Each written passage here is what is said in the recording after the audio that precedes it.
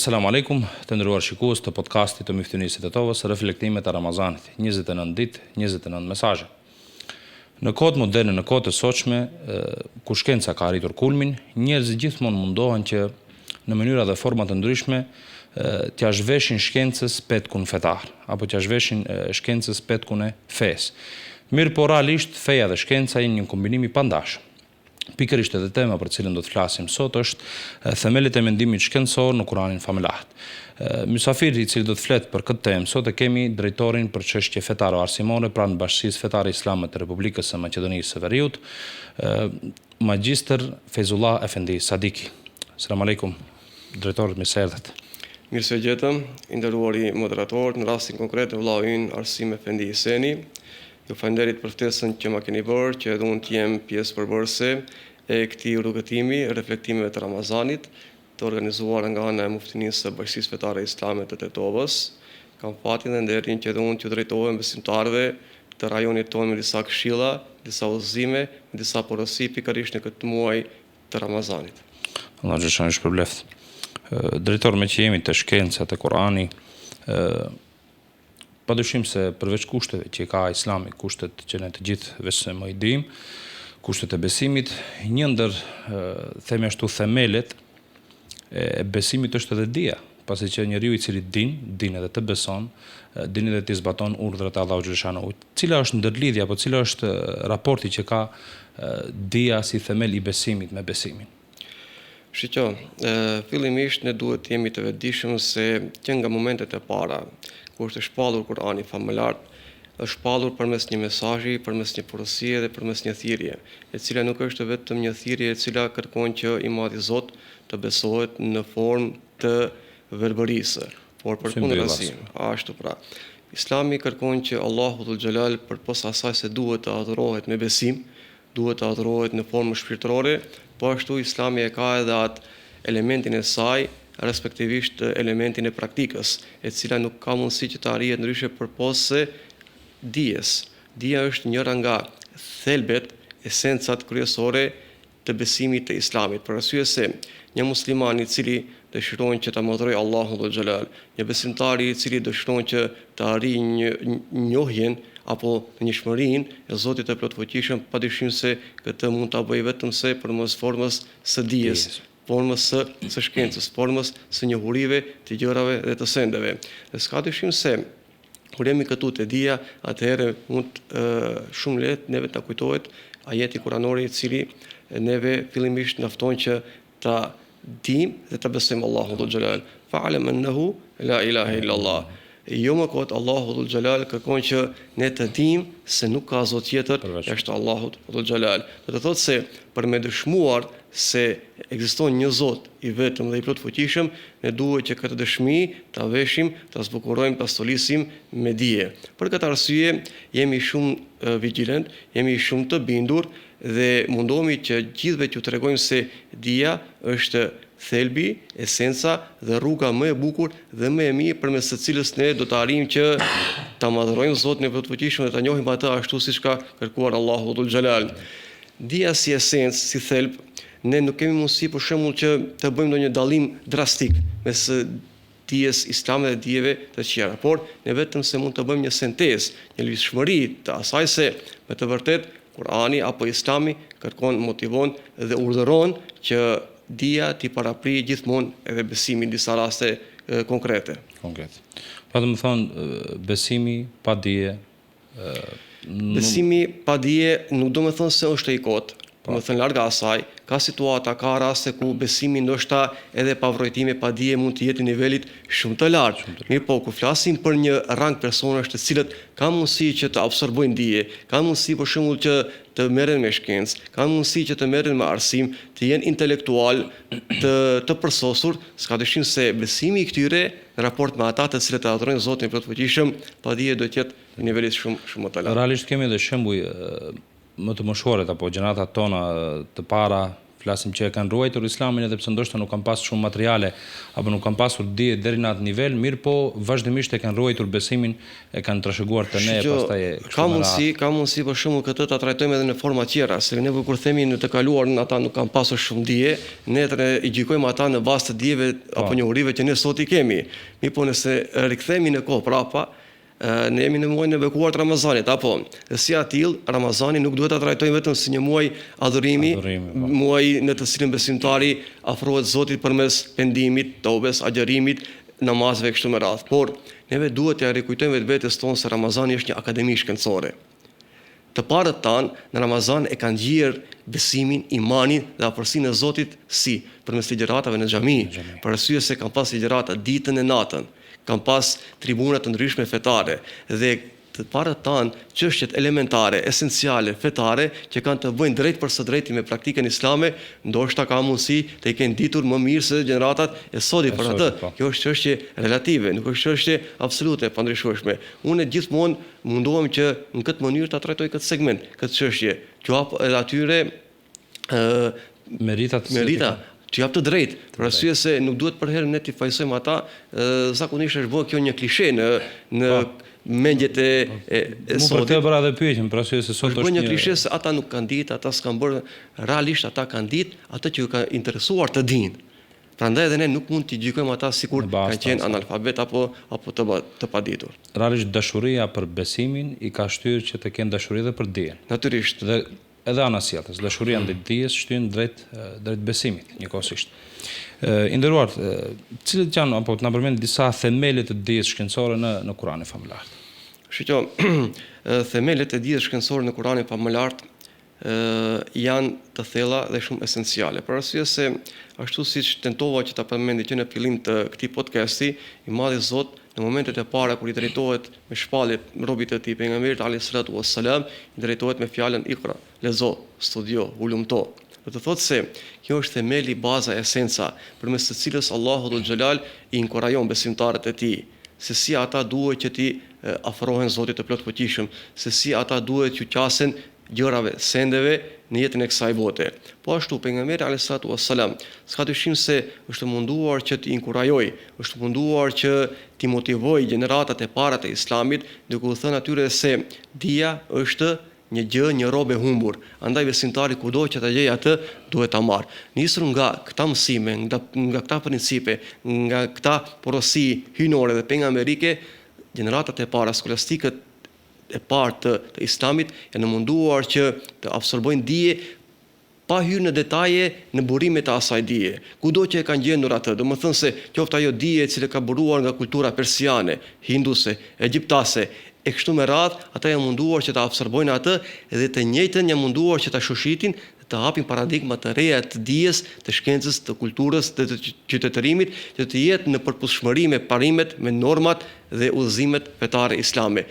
Kjo pra dëshmon qartë se Islami asnjëherë nuk ka bërë ndonjë ndarësi mes Kur'anit dhe shkencës, por se këta janë si dy sy të njërit të cilët e shohin për një herë një gjë, një send. Për këtë arsye, universin Kur'ani e sheh si një tërësi, duke mos e ndarë nga fizika dhe metafizika. Do të thotë se qasja ndaj gjërave, ndaj sendeve, nuk është e bërë duke u ndarë atë në fenomen dhe nomen, siç e ka bërë shkenca apo filozofia kantiste.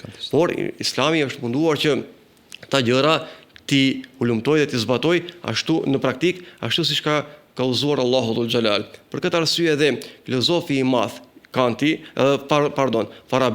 kur flet në aspektin vërtetimit shkencor të gjërave të sendeve, shumë bukur elaboron, thotë se aktivitetet shkencore të cilat mundohen që të hulumtojnë, zbulojnë fenomenet në shoqëri, po ashtu shkakët dhe pasojat mes njërës dhe tjetrës, dhe mundohen të sistematizojnë ata në mënyrë deduktive, duke munduar që të filtrojnë dhe zbulojnë qëllimin e atyre gjërave sendeve, është një metodë shkencore e qasjes ndaj këtyre dukurive. Për këtë arsye, i Madhi Zot në Kur'anin famullar neve kur na drejtohet për të na treguar se ne nuk jemi në jetën e kësaj bote vetëm për të zbatuar urdhrat të cilat kanë të bëjnë në raport me adhurimin te Allahu dhul xhelal, thotë fala yanzuruna ila al-ibli kayfa khuliqat wa ila as-sama'i kayfa rufi'at wa ila al-jibali kayfa nusibat. Do të thotë se këta janë ajete kuranore, ta janë provokime që i bëhen mendjes së shëndosh, racios së njeriut, arsyes së njeriut, se si ki njeri duhet që ta shoh botën që e rrethon.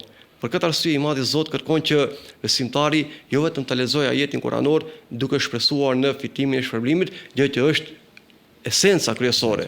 Domethënë, qëllimi kryesor dhe parasor është që fitoj shpërblim, që ta mbush veten e tij me besim dhe iman. Mirë po, në anën tjetër nuk e zhvesh këtë nga ulumtimi shkencor që duhet t'i bëj asaj që Allahu Dhul Xhelal ka kërkuar që të studiohet. Do të thotë se i Madhi Zot gjitha gjërat të cilët i ka krijuar në jetën e kësaj bote, ka bërë që për njeriu konkretisht si qenie më e bukur dhe më e dalluar nga krijesat e Allahut Dhul Xhelal, të jenë një provokim nga i cili duhet njeriu që të marrë mësim. Dhe ky mësim s'ka dyshim se duhet të përcillet pastaj, gjenerat pas gjenerate, dhe duhet që të zhvillohet dhe të avancohet, duke bërë që besimtari të jetë ai i cili duhet të mburret me Kur'anin, duke u thirrur në atë se Kur'ani është vetë shkenca.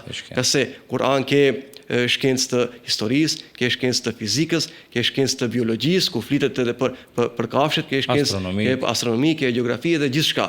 Kurani pra është vetë shkenca dhe për këtë arsye muslimanët duhet gjithmonë të jenë të parët, të prirur dhe duhet të mburen se me të vërtetë ne jemi pjesëtar të një libri i cili përkundrazi nga librat e tjerë të cilët janë munduar që të bëjnë dallimin nga shkenca dhe hyjniteti, ku e kanë nda shkencën dhe fen, sidomos këtë rast mund të referohemi padroj, krishterizmi i cili është munduar që të krijojë një ndasi të tillë si pasojë e së cilës pastaj kanë filluar edhe ata asmërit, lufta domethënë ndaj mes shkencës dhe ashtu pra, lutem, kur kanë filluar ata përplasjet më të mëdha mes shkencës dhe fesë, dhe ajo është trashëguar kohë pas kohe derisa është futur edhe në gjeografinë islame, ku Islami domethënë ka qenë i shliruar nga kjo dikotomi. Islami nuk e ka pas këtë breng, këtë problem asnjëherë, për arsye se asnjëherë nuk ka domethënë konfrontim në Islam mes shkencës dhe fesë. Islami është i zhveshur nga kjo. Do të thotë se Islami çfarë?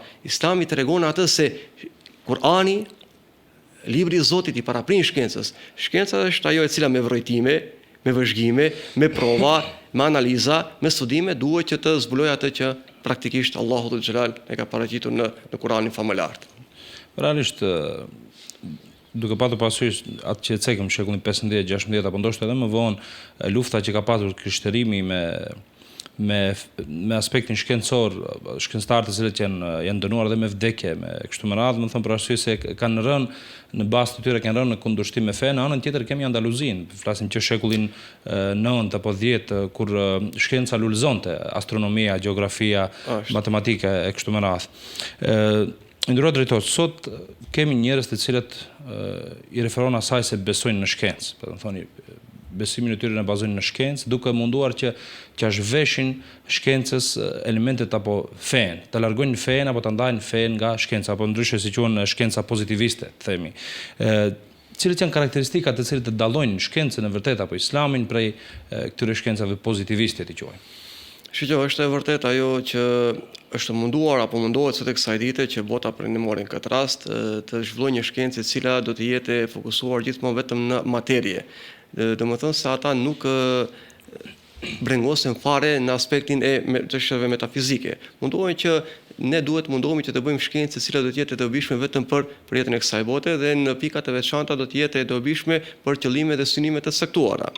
Mirë po, karakteristika e Islamin këtë drejtim është se besimtari duhet të ketë disa qëllime fillimisht kur të bëj hulumtime, apo kur të nxëj dije, apo kur t'i reket rrugës së arsimit dhe shkencës.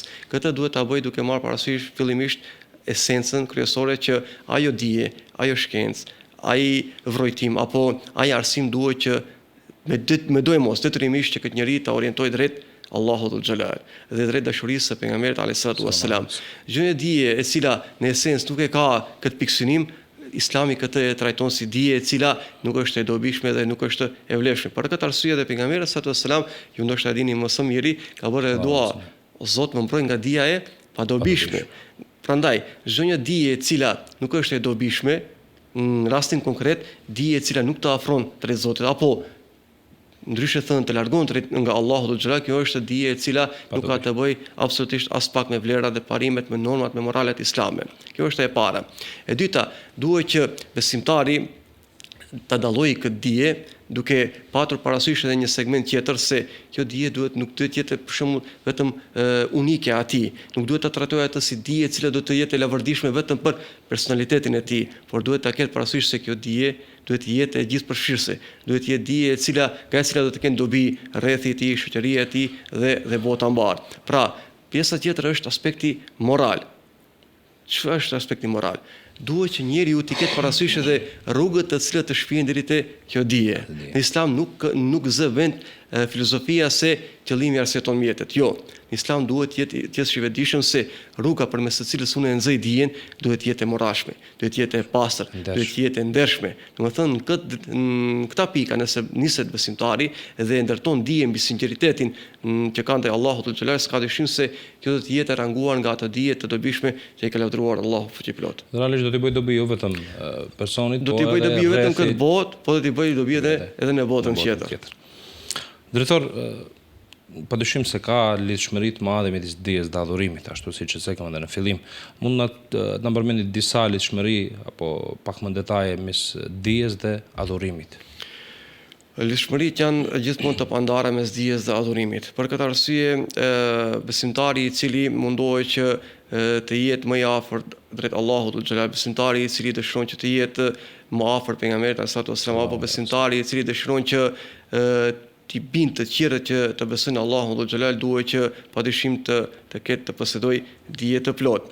Dhe kjo do të bëjë atë që një njeri për aq kohë sa ka arritur që me dijen e tij të konvertojë një njeri tjetër apo ta udhëzojë një njeri tjetër në rrugën e Zotit të plotfuqishëm, te ky njeri do të ketë dobi, do të ketë vlerë, çdo një veprim i bukur dhe i mirë që e bën tjetri, pa mos i paksuar as pak dobia apo sevapi që ka ai tjetri. Kjo është e para dhe esenciala. Realisht dija është një sadaka e cila sado që t'japim nga vetja, edhe të tërën po ta japim te të tjerët nuk harxhohet asnjëherë. Është me thonë një sadaka rrjedhse apo sadaka xharie, të cilën ne mund t'u japim të tjerëve, edhe pse, domethënë ne posedojmë, kemi dije, mirë po të gjitha dijet që ne kemi, edhe po që japim dikujt tjetër përsëri nuk harxhohet. Domethënë është një mrekulli në vete. Ashtu, pra, domethënë se kjo është pika esenciale e cila e bën që dija të ketë vend po të posaçëm në sferën e adhurimit dhe të besimit drejt Allahut xhelal.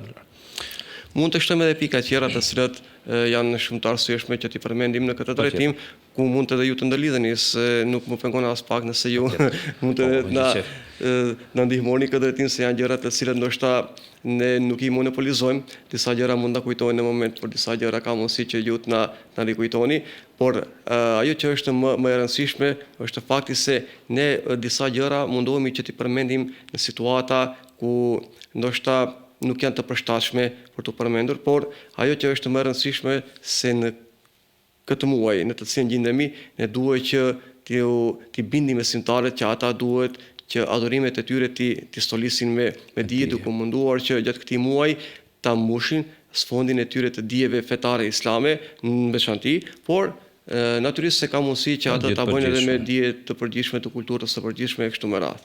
Besimtari do të jetë i gjindshëm, themi në atë aspekt, do të jetë i hapur për të gjitha lëmit dhe për të gjitha shkencat, që sa më shumë të di, aq më i bukur bëhet adhurimi i tij. Në raporti me Allahun xhaleshanu. Allahu xhaleshanu normalisht se të gjithë njerëzit ka lënë të hapur çështjen e dijes dhe i ka urdhëruar që të dinë dhe të mësojnë. Mirë, po disa prej tyre i ka dalluar, për shembull dietarët, ulemat, çfarë roli kanë dietarët në shoqëri? Roli i dietarëve në shoqëri s'ka dyshim se është i madh, jo vetëm nga prizmi fetar, por në përgjithësi. Dietarët zënë vend të posaçëm në jetën e njerëzve, qoftë me zbulimet e tyre, qoftë me porositë e tyre, qoftë me definimin e gjërave të cilat i bëjnë ata, për arsye se janë gjëra të cilat ndoshta ka disa gjëra njeri mund t'i fitojë me përvojë, me punë, me angazhim, por ka disa të cilat njeri ka edhe dhunti nga Allahu xhalal, dhe si atill duhet që ata njerëz përderisa i ka vlerësuar dhe i ka vlerësuar Allahu fuqiplot, duhet edhe ne si besimtar të mundohemi që të përfitojmë prej tyre dhe njëkohësisht të shprehim nderime dhe falënderime ndaj tyre.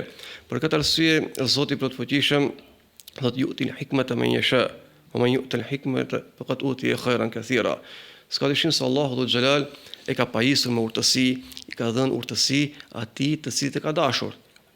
dhe kujdo që i është dhënë urtësia, i është dhënë një gratë e madhe, i është dhënë një dobi e madhe. Përmes këtij ajeti Allahu Dhul Xhelal s'ka dyshim se dëshiron që të çmoj, dëshiron që të ngrej lart vlerën dhe pozitën që ka dietari tek Zoti i plotfuqishëm. Përderisa Allahu Dhul Xhelal e ngrej lart tek vetja e tij një dietar, s'ka dyshim se të njëjtën kërkon që ta bëjnë edhe njerëzit. Për këtë arsye, nuk duhet që besimtari gjithmonë të thirret në atë se e ka për vete. Ka mësu e ka për vete, ka punu e ka për vete, por jo, për vete po e ka, nuk diskutohet ajo. Mirë po, ne duhet që këtë mirësi, këtë edukat, këtë sjellje që Allahu Dhul Xhelal e ka treguar ndaj atij njeriu, ndaj atij dietari, duhet që edhe ne ta tregojmë të njëjtën. Për arsye se dobia nuk është vetëm atij personale, por është gjithëpërfshirëse për gjithë shoqërinë. Për këtë arsye, Allahu Dhul Xhelal kërkon që jo gjithë besimtarët të nisen që të shkojnë që të çlirojnë Islamin përmes shpatës.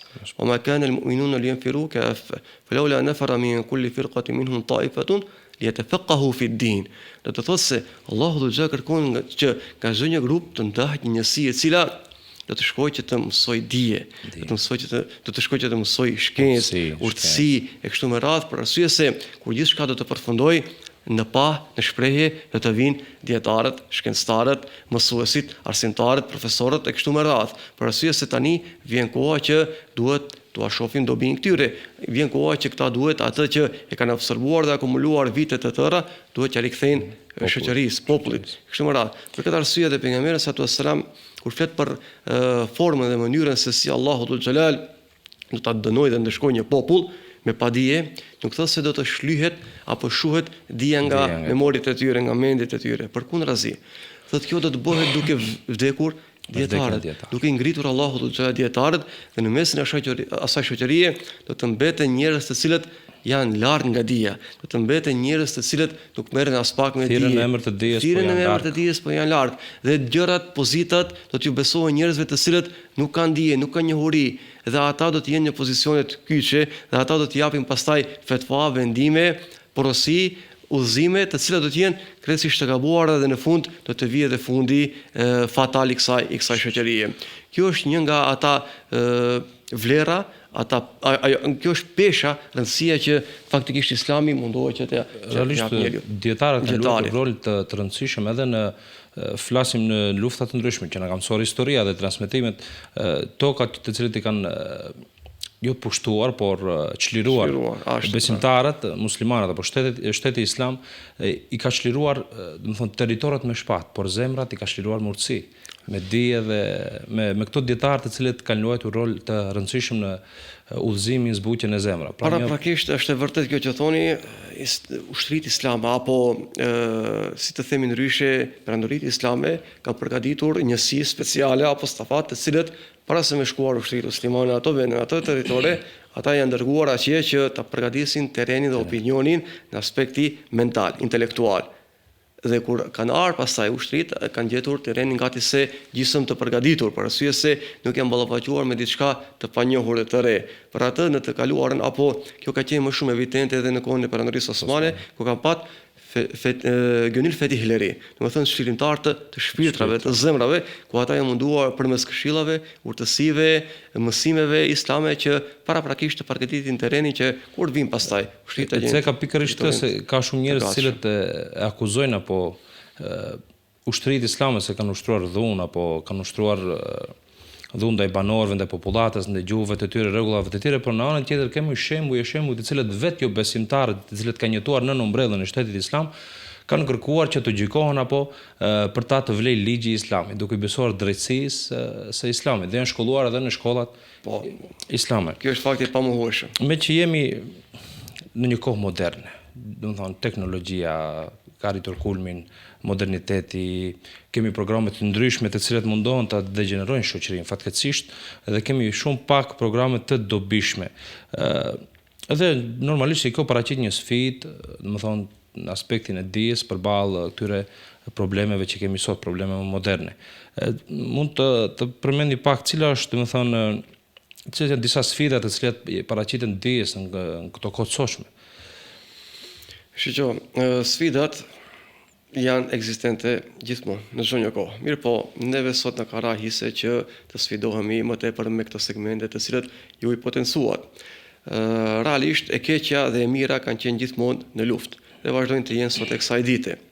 Ajo që neve na takon nuk është që ta anatemojmë të keqen, ta anatemojmë terrin, por është që të ndezim kandila, drita. Domethënë se nëse të tjerët mundohen që të sfidojnë moralin islam, apo të sfidojnë sojën njerëzor, apo të sfidojnë dijen e pastër burimore dhe të kulluar islame, neve na takon që kësaj sfide t'i bëjmë ballë me konkurrencë. Ne duhet që të jemi gjithmonë avangarda në disa segmente.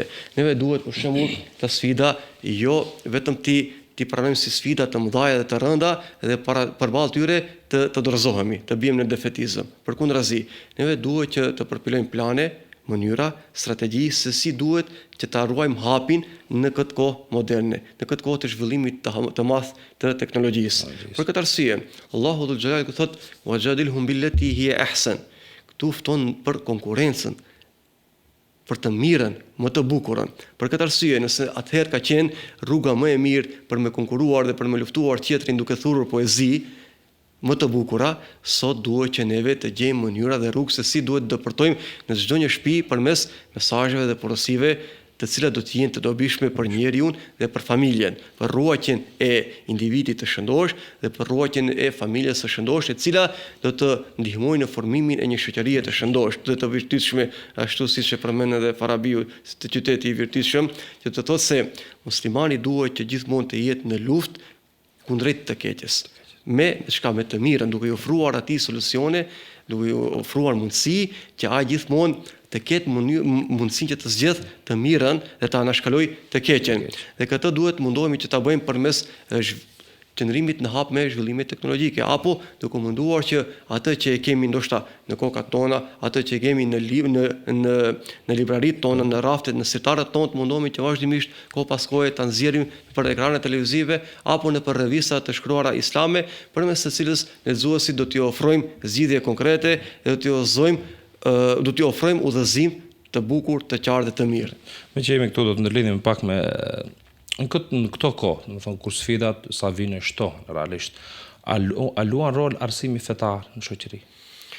Arsimi fetar në shoqëri jo në këtë kohë. Arsimi fetar në shoqëri gjithmonë ka qenë esenca kryesore që e ka ruajtur njeriu, sojën njerëzor nga devijimet, nga destruktiviteti dhe nga djallëzirat apo si të themi satanizmat e ndryshëm. Për këtë arsye arsimi fetar sot është më së i nevojshëm nga çdo herë.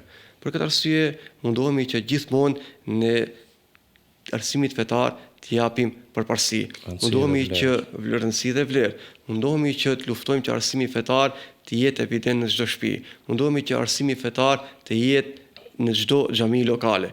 Mundohemi që arsimi fetar të jetë ajo e cila do ta formosoj fillimisht fëmijën, njeriu dhe pastaj ky fëmijë pavarësisht faktit se në të ardhmen mund të ndryshoj drejtim, pavarësisht se mund të ndryshoj ambient ku jeton, pavarësisht se ka mundësi të ndryshoj dhe stil të jetesës, mirë po, atë që ka arritur ta mësoj kur ka qenë si foshnjë në xhamin lokale, atë do ta ketë si ti themi hije, ka do që të shkojë e cila gjithmonë do t'ja rikujtoj se si hartë, se do t'ja rikujtoj gjithmonë pikën nga ku është nisur dhe ku duhet që të shkojë. Nderuar, me që jeni edhe drejtor për çështje fetare arsimore pranë Bashkisë Fetare Islame, cilat janë projektet e sektorit tuaj në drejtim të avancimit të shkencës, arsimit e kështu me radhë? Ne si Bashki Fetare Islame gjithmonë duke u nisur nga fakti se nuk veprojmë vetëm si një sektor i veçantë, por jemi gjithmonë në sinkronizim, një sintezë me institucione tjera relevante fetare arsimore që i kemi në kuadër të Bashkisë Fetare Islame, duke u nisur këtu nga mektebet, shkolla e mesme islame, shkolla për arsim të mesme tani më Medresia Isabeu, Fakulteti i Shkencave Islame, mundohemi që gjithmonë vit pas viti të avancohemi në zhvillimin e mësimeve të reja, në zhvillimin e kuadrove të reja apo në fuqizimin e kapaciteteve intelektuale të cilët do të jenë gjithmonë të aftë që ta përgatisin nxënësin në mekteb, nxënësin në medrese dhe studentin në Fakultetin e Shkencave Islame. Ajo që konkretisht mundohemi që të bëjmë është digitalizimi i shkollave tona islame, si pike e parë. E dyta është kontaktet dhe binjakëzimet që i kemi me shkolla tjera si motra, si nga vendi edhe nga rajoni dhe bota, duke munduar që të ndajmë praktika, të ndajmë mësime dhe forma të zhvillimit të arsimit me shkollat të mesme islame, si që janë konkretisht në këtë rast në Turqi. Po ashtu kemi bashkëpunime dhe memorandume bashkëpunimi me institute të larta për arsim të lartë në Turqi dhe Sarajev, përmes të cilave studentëve tanë të Fakultetit të Shkencave Islame të vijojnë që semestra të ndryshme të ndjekin në vende të ndryshme të botës ku jepen mësime të larta islame. Dhe së fundmi jemi në prag të finalizimit në shkrimit të memorandum bashkëpunimit të përkthimit të enciklopedisë islame në gjuhën shqipe, e cila është 8 vëllimëshe e votuar nga Instituti për Hullumtime Islame në Stamboll, ISAM, që do të jetë një enciklopedi gjithëpërfshirëse ku në të do të përfshihen të gjitha segmentet të cilët kanë të bëjnë me islamin. Është shumë shpërblet dash zoti që këto aktivitete çtohen dhe sa më shumë të avancohemi. Për në fund, drejtor, një mesazh për brezat e rinj, të cilët na shikojnë. Mesazhi ynë është shumë i qartë dhe desit. Brezat e ri duhet të kenë parasysh se pavarësisht të zhvillimeve teknologjike, pavarësisht të sfidave të cilat ata i përjetojnë në jetën e përditshme, duhet që ata gjithmonë ta kenë në kujtesë se çdo një mësim, çdo një studim, çdo një hulumtim i cili nuk bëhet në emrin e Zotit, i cili nuk ka për piksynim arritjen e kënaqësisë së Allahut Dhul Xhelal, është e kot. Mesazhi kryesor është që çfarëdo që ata të bëjnë, kudo që ata të arrijnë, nuk duhet asnjëherë të harrojnë se ata i kanë borxh kësaj shoqërie, i kanë borxh këtij vendi, i kanë borxh këtyre institucioneve të cilët janë munduar me misht e me shpirt që ata t'i kultivojnë, që atyre që ofrojnë dije të pastër dhe të kulluar, dhe duhet që ta kenë parasysh se pavarësisht se situatat mund të ndryshojnë, pavarësisht se rrethana ndryshojnë, mirëqenia ekonomike mund të ndryshojë, pavarësisht se ka mundësi në të ardhmen mund të jemi më të pasur, ndoshta edhe më të varfër. Mirë, po gjithmonë ta kemi në mendje se nëse duam që të avancojmë, nëse duam që të jemi në hap konkurrues me shoqëritë e tjera, këtë nuk mund ta bëjmë ndryshe vetëm se me dije, arsimim dhe me shkencë. Drejtor, faleminderit. Faleminderit juve për këtë elaborim kaq të bukur të kësaj teme. Lusim Allahun xhashan që shpërblen me mësitë e tij. Faleminderit edhe një herë që ndajtit kohë të ishi pjesë e podcastit. Faleminderit, ishte kënaqësi jona që të jemi pjesë e misionit të juaj. Zoti ju shpërblet. Amin inshallah, gjithë së bashku. Të nderuar shikues, kudo që është shkenca, aty është edhe feja, dhe kudo që është feja, aty është edhe shkenca. Shkenca dhe feja, Islami, më saktësisht, janë dy elemente të cilët janë të pandashme me njëri tjetrin. Mos lejoni askënd që t'ju bindë se Islami nuk ka të bëjë me shkencën dhe shkenca nuk ka të bëjë me Islamin. Ato janë njëra tjetrën, janë me njëra tjetrën dhe janë të pandashme. Dija luan një rol të rëndësishëm në jetën e besimtarit. Imam Shafiu radhiyallahu anhu ka thënë, me një argument arrita që të bindi 40 dietar dhe me 40 argumenta nuk arrita që të bindi një ignorant. Kjo tregon për vlerën dhe peshën e dijes që ka në mirëkuptimet mes njerëzve. Andaj sa më shumë që të dijmë, aq më shumë mirëkuptohemi. Sa më shumë që mirëkuptohemi, aq më shumë mund të arrijmë dhe ecim përpara. Deri në podcastin e ardhshëm, milionëm në shirin e Allahu xhaleshanuhu. Assalamu alaikum wa rahmatullahi wa barakatuh.